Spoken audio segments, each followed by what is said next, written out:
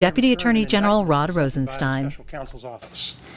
The indictment charges 13 Russian nationals and 3 Russian companies for committing federal crimes while seeking to interfere in the United States political system, including the 2016 presidential election. The defendants allegedly conducted what they called information warfare against the United States, with the stated goal of spreading distrust towards the candidates and the political system in general.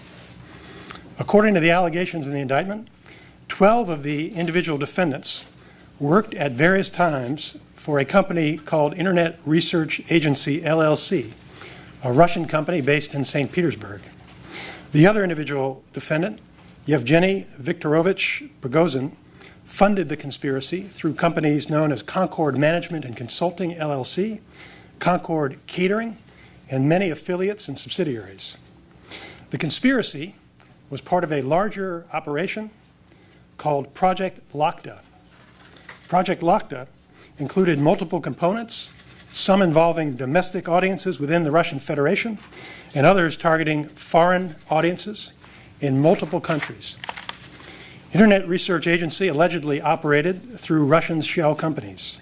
It employed hundreds of people in its online operations, ranging from creators of fictitious personas to technical and administrative support personnel with an annual budget of millions of dollars.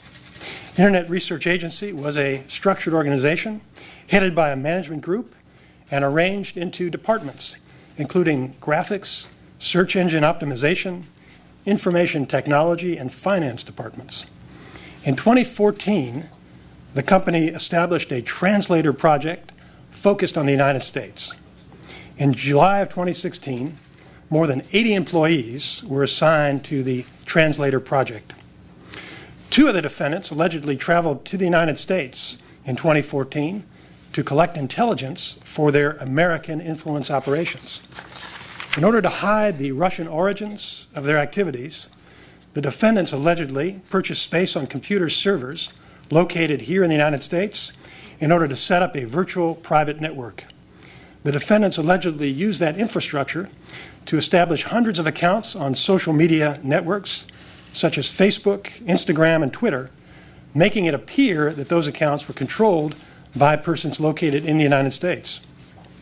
They used stolen or fictitious American identities, fraudulent bank accounts, and false identification documents. The defendants posed as politically and socially active Americans, advocating for and against particular candidates.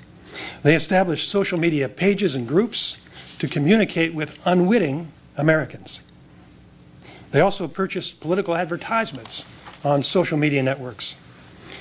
The Russians also recruited and paid real Americans to engage in political activities, promote political campaigns, and stage political rallies. The defendants and their co-conspirators pretended to be grassroots activists.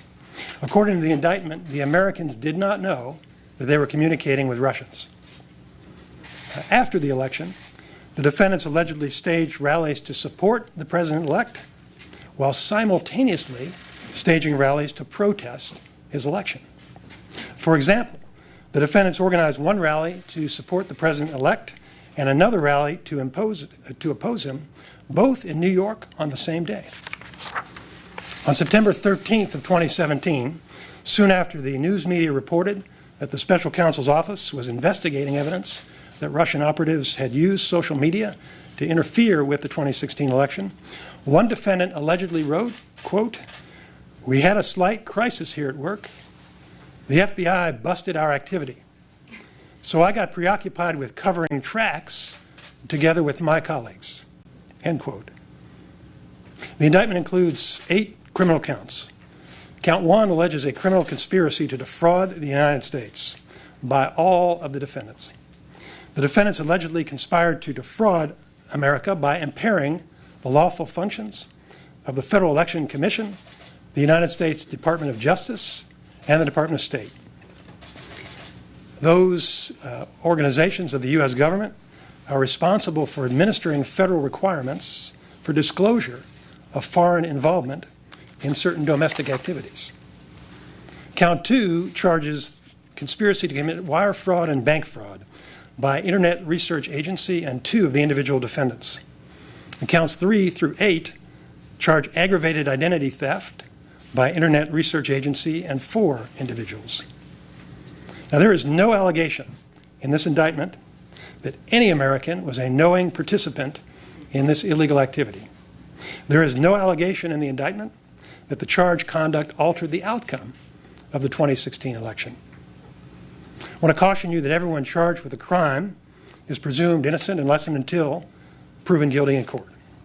At trial, prosecutors must introduce credible evidence that is sufficient to prove each defendant guilty beyond any reasonable doubt to a unanimous jury. The special counsel's investigation is ongoing. There will be no comments from the special counsel at this time. This indictment serves as a reminder that people are not always who they appear to be on the internet. The indictment alleges that the Russian conspirators want to promote discord in the United States and undermine public confidence in democracy. We must not allow them to succeed. The Department of Justice will continue to work cooperatively with other law enforcement and intelligence agencies and with the Congress to defend our nation against similar current and future efforts. I want to thank the federal agents and prosecutors who are working on this case for their exceptional service, and I'll be happy to take a few questions. Is there concern that this indictment undermines the outcome of the election? What I've identified for you are the allegations in the indictment. There's no allegation in the indictment of any effect on the outcome of the election. Jessica. On page 4 of the indictment, paragraph 6, it specifically talks about the Trump campaign, saying that defendants communicated with unwitting individuals associated with the Trump campaign. My question is, later in the indictment, campaign officials are referenced, not by their name, by campaign official 1 or 2 or 3. Were campaign officials cooperative, or were they duped? What was their relationship with this? Again, there's no allegation in this indictment that any American had any knowledge.